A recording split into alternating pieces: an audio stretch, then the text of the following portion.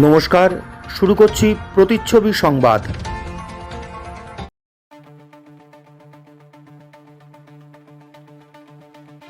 মাত্র 1 বছর 3 মাসের মাথায় আবার শান্তিপুরে আসছেন রাজ্যের মুখ্যমন্ত্রী মমতা বন্দ্যোপাধ্যায়।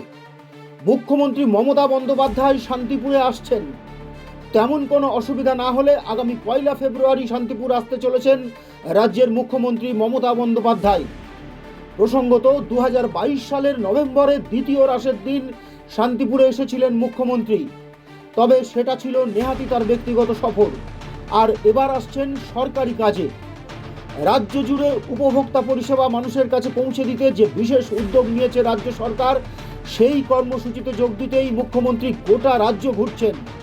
1 ফেব্রুয়ারি সেই কর্মসূচিতেই তিনি শান্তিপুরে আসছেন বলে বিশ্বস্ত সূত্রে জানা গিয়েছে। পাশাপাশি এটাও জানা গিয়েছে যে সম্ভবত এবারের নদিয়া জেলা সফরে তিনি শুধুমাত্র শান্তিপুরেই সরকারি কাজ সারবেন। তবে সম্ভবত উত্তরবঙ্গ হয়ে আগের দিন তাঁর কৃষ্ণনগর আসার কথা। সেদিন রাতে সেখানে থেকে পরদিন শান্তিপুর স্টেডিয়ামে একটি রুদ্ধদ্বার অনুষ্ঠানে তিনি উপভোক্তাদের বিভিন্ন পরিষেবা নিয়ে আলোচনা করবেন। পাশাপাশি প্রশাসনের বিভিন্ন দপ্তরের আধিকারিকদের সঙ্গেও তিনি কথা বলবেন বলে সূত্রের খবর। শান্তিপুরের এই প্রশাসনিক সভা হবে গোটা জেলার প্রশাসনিক সভা, এমনটাই খবর। এর জন্য প্রশাসনের পক্ষ থেকে শান্তিপুর স্টেডিয়ামকেই বাছা হয়েছে বলে ওই সূত্র জানাচ্ছে। তবে যেহেতু তার পরদিনই মাধ্যমিক পরীক্ষা, তাই মুখ্যমন্ত্রী কোনো জনসভা করবেন না বা বাইরে মাইক বাজিয়েও কোনো অনুষ্ঠান হবে না বলে ওই সূত্র জানাচ্ছে। স্টেডিয়ামের নির্দিষ্ট অংশ ঢেকে এই অনুষ্ঠান হবে, ভেতরে মাইকের ব্যবহার হবে যথাসম্ভব আস্তে, এমনটাই ওই সূত্র জানাচ্ছে। এ ব্যাপারে জেলা প্রশাসনের পক্ষ থেকেও বিভিন্ন ব্যবস্থা নেওয়া হয়েছে বলে সূত্রের খবর। তবে শান্তিপুরে মুখ্যমন্ত্রী আসার খবর চাউর হতেই সাধারণ মানুষের পক্ষ থেকে দাবি উঠছে, জনপ্রতিনিধিরা যেন মুখ্যমন্ত্রীর কাছে কালনা ব্রিজের ব্যাপারে আর্জি জানান। এদিকে মুখ্যমন্ত্রী যেহেতু মাত্র 1 বছর 3 মাস আগে শান্তিপুরের রাসে এসেছিলেন এবং রাস উৎসব তার ভালো লেগেছিল, তাই মুখ্যমন্ত্রীর জন্য রাস উৎসবের বিভিন্ন ছবি দিয়ে একটি ব্রোশিওর বা প্রদর্শনী করার কথাও ভেবেছে জেলা প্রশাসন। সব মিলিয়ে বাইরে হইচই না হলেও জেলা প্রশাসনের জোর তোড়জোড় শুরু হয়ে গিয়েছে মুখ্যমন্ত্রীর সম্ভাব্য শান্তিপুর মিটিং নিয়ে। তবে মাধ্যমিক পরীক্ষার আগের দিন জেলা তথা শান্তিপুর পুলিশ প্রশাসন পরীক্ষার্থীদের কোনো রকম অসুবিধা না করে কিভাবে দুটো মেগা ইভেন্টকে ম্যানেজ করে, সেটাই এখন চ্যালেঞ্জ তাদের কাছে। আমি যদি এবার শান্তিপুরে না আসতাম তাহলে আমার এত আইডিয়া হতো না রাসমেলা সম্পর্কে। ছোটবেলায় বাবা মায়ের হাত ধরে আমরা রথের মেলায় তো গেছি, তেলে ভাজাও খেয়েছি, পাপড় ভাজাও খেয়েছি, জিনিসও কিনেছি, কিন্তু একটা ইউনিক টাইপের জিনিস আমি শান্তিপুরে এসে দেখলাম। খুব লম্বা দাদা, এটা বৈচিত্র্যের মধ্যে ঐক্য, তার সূত্রটা তারা বেঁধে দিয়েছেন এবং এটা অনন্য। কোন জায়গায় মহাদেবের মূর্তির পুজো, কোন জায়গায় মা দুর্গা, কোন জায়গায় মা কালী, কোন জায়গায় গণপতি, আবার রাধা কৃষ্ণ, সন্তোষী মাতাও হয়। আমি বড় গোসাই বাড়িতে এসে রাধা কৃষ্ণ দেখলাম, আমার খুব ভালো লেগেছে এই কারণে যে আমার ধারণা ছিল না যে একটা মেলায় এত রূপ, এত বৈচিত্র্য, এইভাবে চিরকাল দিনের পর দিন বছরের পর বছর ধরে গোসাই বা পরিবার তারা এটাকে ধরে রেখে দিয়েছে। এটা একটা বড় ব্যাপার, এটা আমাদের রাজ্যের ঐতিহ্য এবং সারা দেশের ঐতিহ্য, সারা বিশ্বের ঐতিহ্য। আমি ডিএমকে বলেছি একটা আজকে, যেগুলো দেখে আমি যদি না চোখে দেখতাম আমার অভিজ্ঞতা সঞ্চয় হতো না। দুর্গাপুজো আজকে ইউনেস্কো হেরিটেজ হয়েছে কারণ আমি ঘুরে ঘুরে ঘুরে ঘুরে দুর্গাপুজোটাকে করেছি, দেখে দেখে দেখে দেখে। এবং এখানে যদি আমি না আসতাম, এটাও হেরিটেজ আমার মনে হয়, মানে এটা তো রিয়েলি এক্সেলেন্ট এবং অনন্য চিত্র যেটা হচ্ছে সব ধর্ম, সব দেবতা, সব দেবদেবী যেন এক জায়গায় এসে একটা সাগরের তুফান তুলেছে। অসুবিধা হচ্ছে না তো? সমুদ্র সুন্দরী হয়ে একটা ছাতা তুলে ধরেছে সবার কাছে। তুমি যাকে যে নামেই ডাকো, তোমার অন্তর যেটা সাড়া দেবে সেটাই তোমার দেবতা। এবং দেবতা হচ্ছে মনুষ্যত্বের মধ্যে বেঁচে থাকে, মানুষের হৃদয়ে বেঁচে থাকে, হৃদয়ের দরজাটা উন্মোচন করে দেয়, মনটাকে ভালো রেখে দেয়, হৃদয়টাকে ভালো রেখে দেয়।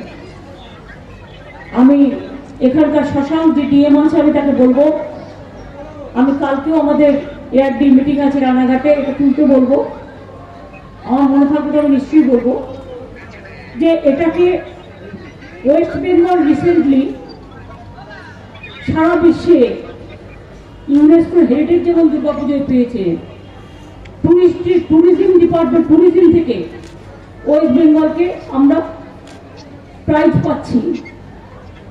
নাও সারা পৃথিবীতে ইউনাইটেড নেশনসের একটা ফোরাম বেঙ্গলকে ট্যুরিজম ডেস্টিনেশন করেছে।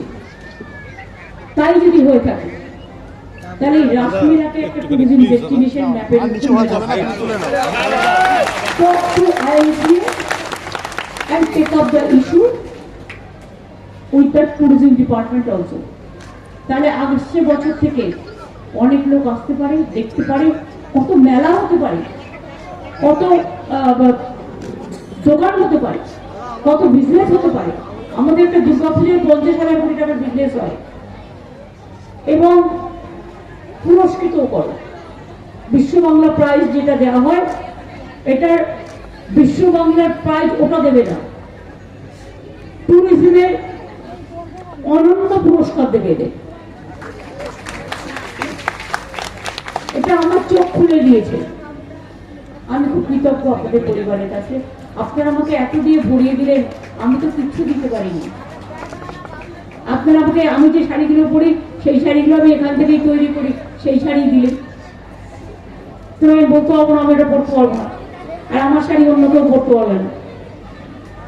যে কাজ শিল্পী জগন্নাথ এবং রাধাকৃষ্ণের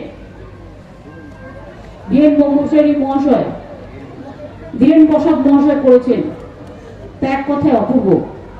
আমি এই পিসটা ডিএম এর হাতে দিয়ে যাচ্ছি। এটা যেটা করতে হবে সেটা হচ্ছে এটা বিশ্ব বাংলাকে দিয়ে এটাকে প্রমোট করতে হবে।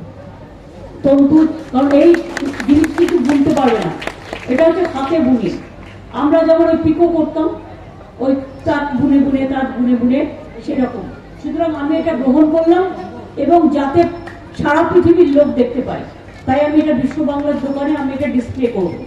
বিষয়টা হচ্ছে মাননীয় মুখ্যমন্ত্রী আজকে শান্তিপুরে প্রশাসনিক একটা মিটিং করার একটা দেশ হয়েছে। এবার সেই কারণে জেলা পর্যায়ে সমস্ত ডিএম, এসপি এবং আমাদের এসডিও, বিডিও সকলেই এসেছিলেন, মাঠ পরিদর্শন করেছেন এবং পেছনের যে মাঠ, সবুজ সঙ্গের যে মাঠটি আছে সেখানেও গিয়েছিলেন। সেখানে হয়তো হেলিপ্যাড করার একটা ভাবনা রয়েছে।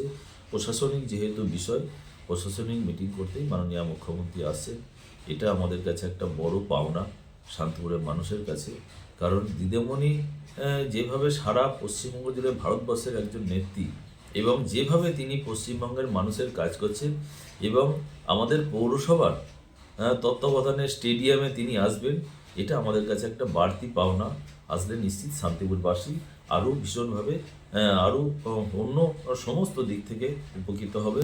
কারণ রাস উৎসবে মাননীয় মুখ্যমন্ত্রী এসেছিলেন, আসার পরে আমাদের রাস উৎসবে আরও কিছু তিনি আমাদের এখানে হেরিটেজের জন্যে বেশ কিছু আমাদের প্রপোজাল আমরা পাঠিয়েছিলাম, অনেকগুলো তিনি অনুমোদন করেছেন। আশা করছি শান্তিপুর শহর, শান্তিপুরবাসী আরও কিছু আমরা মাননীয় মুখ্যমন্ত্রীর কাছ থেকে নিশ্চিতভাবে আরও কিছু পাবো, এটাই আমরা আশা করি।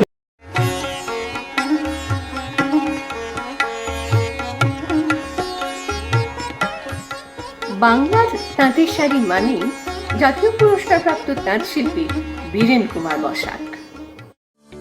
আকর্ষণীয় অফার নিয়ে নামিদামি কোম্পানির টাইলস ও স্যানিটারি ওয়্যারের বিপুল সম্ভারে আপনার বাড়ির একেবারে কাছে এসে উঠেছে মিট্টিটেক হোম ডেকার। মিলেনিয়াম সহ বিভিন্ন নামিদামি কোম্পানির টাইলস ও স্যানিটারি ওয়্যার হোলসেল ও রিটেল বিক্রয় হয় আমাদের এখানে। থাকছে 10 কিলোমিটার পর্যন্ত ডেলিভারি সম্পূর্ণ ফ্রিতে। আমাদের ঠিকানা 2 নম্বর নতুন ফুলিয়া চটকাতলা পেট্রোল পাম্পের ঠিক পাশেই। মোবাইল 7063204708। আপনার পারিবারিক শপিং এর সেরা ঠিকানা লোকনাথ শাড়ি সেন্টার। কি চাই এখানে? পুরুষ, মহিলা ও শিশুদের অফুরন্ত পোশাকের স্টক এখানে পাবেন ন্যায্য ও সুলভ মূল্যে। আমাদের নিত্য নতুন কালেকশন ও পোশাকের গুণমান বাকিদের থেকে তফাৎ করে দেয়। আমাদের ঠিকানা 35 রামপদ সরণি, নিউ সূত্রাগড় স্পোর্টিং ক্লাবের বিপরীত, সূত্রাগড়, শান্তিপুর, নদিয়া। ফোন 9851313734 অথবা 8906142021। Email gopalrai95@gmail.com।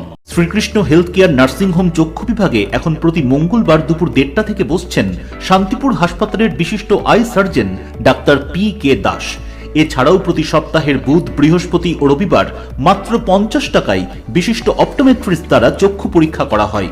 সুলভ মূল্যে অত্যাধুনিক লেন্সের দ্বারা ছানি অপারেশনের ব্যবস্থাও রয়েছে আমাদের এখানে।